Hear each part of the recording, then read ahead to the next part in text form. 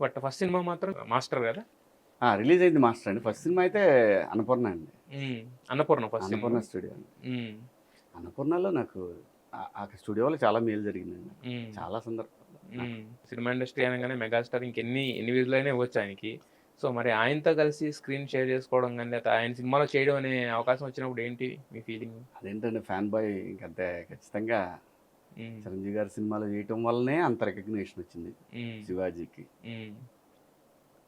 అది అది ఒక బేస్ అయింది. దాని మీదనే బిల్డింగ్ కట్టాను. ఫస్ట్ టైం చూసినప్పుడు ఆయన ఫోటో దాచుకున్నారు, ఇంకా ఉందా ఇప్పటికి? ఉన్నాయండి ఇంట్లో, మా అమ్మ దగ్గర ఉన్నాయి. కానీ ఫస్ట్ ఫోటో ఇప్పటికీ స్పెషలే కదా. అన్నీ అసలు ఆయన అన్ని చాలా మూమెంట్స్ ఉన్నాయి. చెప్తే ఒక 2-3 hours అయితే. సో అది లైట్ గా ఒకటి చెప్పండి, మీకు బాగా గుర్తుంది, అందరికి తెలియదు.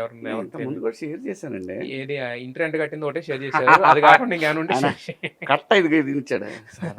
10,000 రూపాయలు ఆ రోజు చూడటం అంటే ఏంటనుకున్నారు అన్నయ్య? అంత అవసరం లేదన్నయ్య.